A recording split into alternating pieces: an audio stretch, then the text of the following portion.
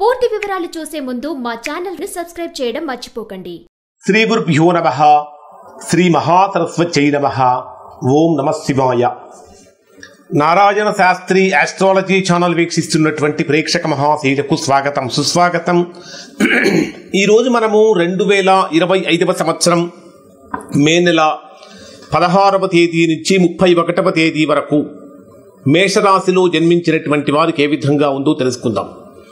మేషరాశి వారి యొక్క ప్రస్తుత గ్రహస్థితిని కనుక పరిశీలించినట్లయితే ప్రస్తుతం మేషరాశి వారికి ఏలినాటి శని జరుగుతున్నప్పటికీ కూడా బ్రహ్మాండమైనటువంటి గ్రహస్థితి మేషరాశి వారికి. అంటే దాదాపుగా ప్రతికూలతలన్నీ తొలగిపోయి అనుకూలతల వైపుగా అడుగులు పడుతున్నాయి.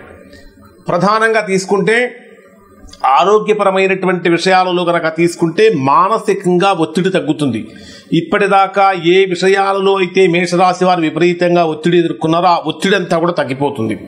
అంటే ఒక రకంగా చెప్పాలంటే అనారోగ్యం నుంచి విముక్తులవుతారు. అంటే దీర్ఘకాలికంగా ఏర్పడిన సమస్యల నుంచి చక్కటి ఫుల్ స్టాప్ అనేటటువంటిది లభిస్తుంది.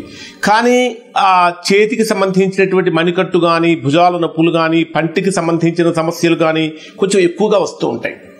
కాబట్టి మేషరాశి వారు ఎక్కువగా వ్యాయామం చేయటం కానీ ప్రాణాయామం చేయటం వలన కానీ మేషరాశి వారికి కొంచెం అనుకూలంగా పెరుగుతుంది. ముఖ్యంగా ఈ ప్రస్తుత జరుగుతున్న గ్రహస్థితి ప్రకారం కనుక తీసుకుంటే మేషరాశి వారికి ఉష్ణ స్థితి పెరుగుతూ ఉంటుంది. కాబట్టి నీళ్లు ఎక్కువగా తీసుకోవాలి. వాటర్ కంటెంట్ ఎక్కువగా తీసుకుంటే మంచి ఆరోగ్యాన్ని పొందుతారు. అలానే గ్రహస్థితి ప్రకారం కనుక తీసుకుంటే ద్వితీయ స్థానంలో రవి సంచరిస్తున్నాడు. ద్వితీయాధిపతి అయిన శుక్రుడు ఉచ్చ స్థానంలో సంచరిస్తున్నటువంటి కారణం చేత ఆర్థికంగా బ్రహ్మాండమైనటువంటి అనుకూలతలు ఇచ్చేటటువంటి కాలం అని చెప్పాలి. ఆర్థికంగా ఎక్కడ ఎటువంటి ప్రతికూలతలు ఉండవు. కొత్త ఆదాయ మార్గాల కోసం చక్కగా ప్రయత్నిస్తూ ఉంటారు. వ్యర్థమైనటువంటి ఖర్చులు తగ్గించుకోవటం కోసం మాక్సిమం ప్రయత్నం చేయాలి. పెట్టుబడులు పెట్టేటటువంటి విషయంలో ఎక్కువగా రిస్క్ తీసుకోకూడదు. కారణం ఏంటంటే మీ రాస్యాధిపతి నీచ స్థానంలో సంచరిస్తున్నటువంటి కారణం చేత హై రిస్క్ ఇన్వెస్ట్మెంట్స్ అనేటటువంటి పనికిరావు. అంటే కొద్దిగా ఏదైనా కొంత అమౌంట్ పెట్టి ఆ అమౌంట్ మనకి ఏదైనా నష్టపోయినా సరే మనకేమీ జీవితం తలకిందులు కాదనుకుంటే ముందుకు వెళ్ళవచ్చు. అంతేకాని హై రిస్క్ ఇన్వెస్ట్మెంట్స్ అనేటటువంటి ప్రస్తుతం మేషరాశి వారికి ఏమాత్రం అనుకూలంగా ఉండదు. అలానే స్థిరాస్తి కొనుగోలు విషయాలలో కూడా అవకాశాలు దగ్గర దాకా వచ్చినట్టే వచ్చి దూరం అయిపోతూ ఉంటాయి. అంటే మీకు దాదాపు అగ్రిమెంట్ చేసుకునే స్థితికి వచ్చినప్పటికీ కూడా క్యాన్సిల్ అయ్యేటటువంటి పరిస్థితులు కనిపిస్తూ ఉంటాయి. కొన్ని విలువైనటువంటి వస్తువులు దొంగతనానికి గురవటం కానీ విలువైన వస్తువులు కోల్పోవటం అనేటటువంటిది ఇక్కడ ఈ మాసంలో ద్వితీయ పక్షంలో మేషరాశి వారికి కనిపిస్తుంది. కాబట్టి విలువైనటువంటి వస్తువుల విషయంలో మేషరాశి వారు చాలా జాగ్రత్తగా ఉండాలి. ఇక ఉద్యోగపరంగా ఏ విధంగా ఉంటుంది, వ్యాపార పరంగా ఏ విధంగా ఉంటుంది, వృత్తులు చేసుకునే వారికి ఏ విధంగా ఉంటుందంటే దశమ స్థానాధిపతి అయిన శని 12వ స్థానంలో వ్యయంలో సంచరిస్తున్నప్పటికీ ప్రస్తుతం ఉద్యోగపరంగా అనుకూలమైనటువంటి కాలం అనే చెప్పాలి. కానీ తోటి ఉద్యోగస్తులతో తోటి ఉద్యోగస్తులతో కలిసి పనిచేసేటప్పుడు ఎక్కడా కూడా నిర్లక్ష్యపు భావన అనేటటువంటిది పనికిరాదు. అంటే చిన్నవాళ్లతోటైనా సరే చక్కగా మర్యాదగా మాట్లాడటం అనేటటువంటి చాలా వరకు చెప్పదగినటువంటి సూచన. అలానే ఒత్తిడిని కొంతవరకు కంట్రోల్ చేసుకుంటూ ఉండాలి. ఎందుకంటే దశమ స్థానాధిపతి 12వ స్థానంలో సంచరించేటప్పుడు ఉద్యోగపరంగా విపరీతమైన ఒత్తిడి పెరుగుతుంది. గతంలో కన్నా కూడా పని యొక్క తీవ్రత విపరీతంగా పెరుగుతుంది. ఆ పని భారం తగ్గించుకోవటం కోసం మెడిటేషన్ చేయటం అనేటటువంటిది రాశి వారికి ప్రధానంగా చెప్పదగినటువంటి సూచన. పొరపాటును కూడా చిన్న చిన్న తప్పులు చేయటానికి ప్రయత్నించకండి. ఎందుకంటే చేసేటటువంటి ప్రతి పని కూడా అత్యంత నిబద్ధతతో ఉండాలి, నీతివంతంగా ఉండాలి, డెడికేషన్తో ఉండాలి. లేకపోతే అంటే ఏ చిన్న స్వల్పమైనటువంటి పొరపాటు చేసినా కూడా అది ఉద్యోగపరంగా తీవ్రమైనటువంటి ప్రభావం కనిపిస్తుంది. ప్రమోషన్స్ కోరుకునేటటువంటి వారికి కొద్దిగా ప్రమోషన్స్ పరంగా ఇబ్బందులు అనేటటువంటివి కలుగుతూ ఉన్నాయి. వ్యాపార పరంగా కనుక తీసుకుంటే వ్యాపారం చేసేటటువంటి వారికి మీ రాశికి ధనాధిపతి అయిన శుక్రుడు మీ జన్మరాశికి 12వ స్థానంలో ఉచ్చ స్థానంలో సంచరిస్తున్నాడు. బుధుడు మీ జన్మరాశిలోను మరియు 2వ స్థానంలో సంచరిస్తున్నటువంటి కారణం చేత వ్యాపారపరమైనటువంటి అద్భుతమైనటువంటి లాభాలు సూచిస్తూ ఉన్నాయి. పెద్ద పెద్ద నిర్ణయాలు తీసుకోవడానికి ఇది సరైన సమయం అని చెప్పాలి. అంటే గవర్నమెంట్తో జరిగేటటువంటి ఒప్పందాలు కానీ కాంట్రాక్ట్స్ కానీ ఏదైనా లైసెన్స్కి సంబంధించినటువంటి వ్యవహారాల్లో కానీ కొద్దిగా స్వల్పమైనటువంటి ఆలస్యం జరుగుతుంది. కానీ వ్యాపార పరంగా కనుక తీసుకుంటే నూతన వ్యాపారాలు ప్రారంభించడానికి కూడా ఇది చాలా అనుకూలమైన సమయం అని చెప్పాలి.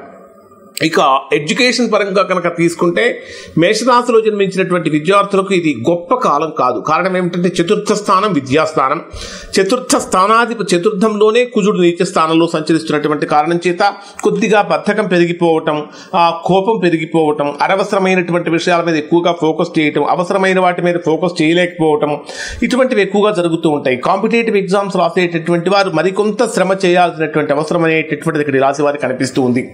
తర్వాత మేషరాశిలో జన్మించినటువంటి వారికి ప్రేమ వివాహం మొదలైనటువంటివి ఏ విధంగా ఉంటాయంటే, ఈ ప్రేమ వివాహాన్ని కనుక పరిశీలిస్తే ఈ మాసంలో ఎవరైతే ప్రేమ వివాహానికి సంబంధించినటువంటి వివాహాలు చేసుకోవాలనుకుంటారో అటువంటి వారికి ఇది చాలా అనుకూలమైన సమయం అని చెప్పాలి. ఎందుకంటే చిన్న చిన్న అపోహల వల్ల ప్రేమికుల మధ్య గొడవలు జరిగే అవకాశం ఉంటుంది. అయినప్పటికీ కూడా అవి సర్దుకుంటూ ఉంటాయి. పెద్దవాళ్లతో కనుక అంటే మీ తల్లిదండ్రులతోటి కనుక మీ యొక్క ప్రేమను గురించి మీ భవిష్యత్తు కార్యాచరణ గురించి కనుక తెలియజేస్తే చక్కగా అంటే మొదట్లో కొద్దిగా ఇబ్బందులు కలిగినప్పటికీ మీకు అనుకూలమైనటువంటి ఫలితాలు ఇక్కడ కలిగించే అవకాశం అనేది కనిపిస్తూ ఉంది. ఫ్యామిలీతో మీ మేషరాశి వారు ఏ విధంగా ఉంటారంటే, ఇంట్లో వాతావరణం చాలా ప్రశాంతంగా ఉంచుకునేటటువంటి ప్రయత్నం చేస్తారు. కానీ కుటుంబంలో ఎవరో ఒకరి ఆరోగ్యం అంటే మేషరాశి వారికి సంబంధించింది కాదు, కుటుంబ సభ్యుల్లో ఒకరి ఆరోగ్యం కొద్దిగా ఇబ్బంది కలిగిస్తూ ఉంటుంది. ఆస్తులకు సంబంధించినటువంటి విషయాల్లో కొద్దిగా జాగ్రత్తలు పాటించాలి అని చెప్పాలి.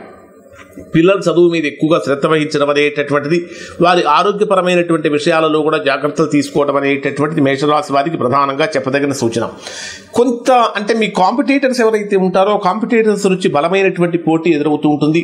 ఎప్పుడైతే మీరు ధర్మబద్ధంతో సత్యనిష్టతోటి మీరైతే ఉంటారో చక్కగా అంటే ధర్మ మార్గంలో వెళ్ళేటటువంటి వారికి మేషరాశి వారికి ఈ మాసం అనూహ్యమైనటువంటి మద్దతు లభించడం కానీ అనూహ్యమైనటువంటి విజయాలు లభించడం కానీ కలుగుతూ ఉంటుంది. అలానే ఆస్తులు కొనుగోలు కోసం చేసేటటువంటి పనుల్లో స్వల్పమైనటువంటి ఆటంకాలు కలుగుతాయి. ఆల్రెడీ మనం చెప్పుకున్నాము. వాహనాలు కొనేటటువంటి విషయంలో కూడా ఇదే పరిస్థితి కనిపిస్తుంది. కొద్దిగా అంటే వెహికల్స్ కానీ గృహ నిర్మాణాలు కానీ ఇంట్లో రిపేర్లు కానీ ఎక్కువగా ఈ మాసంలో జరిగే అవకాశాలు ఉంటాయి. చిన్న చిన్న ప్రయాణాలు అనేటటువంటి వీరికి అనుకూలంగా మారుతూ ఉంటాయి. చేపట్టినటువంటి పనులు చక్కగా లాభాలతో సాగుతూ ఉంటాయి. ముఖ్యంగా చెప్పాలంటే మేషరాశిలో జన్మించినటువంటి వారు ఈ సమయంలో చక్కగా హనుమాన్ చాలీసా పారాయణ చేయడం అనేటటువంటి చాలా మంచిది.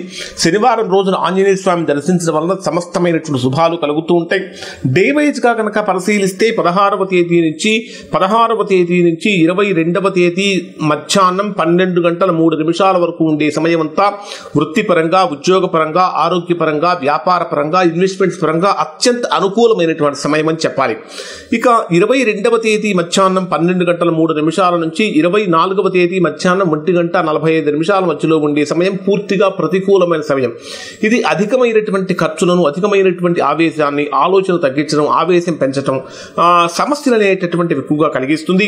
ఇక 24వ తేదీ మధ్యాహ్నం 1:45 నుంచి ఇక 31వ తేదీ రాత్రి వరకు ఉండే సమయం అంతా కూడా మేషరాశిలో జన్మించినటువంటి వారు బ్రహ్మాండమైనటువంటి అద్భుతమైనటువంటి యోగాన్ని, చక్కటి సంపూర్ణమైనటువంటి ఆనందాన్ని పొందుతారు.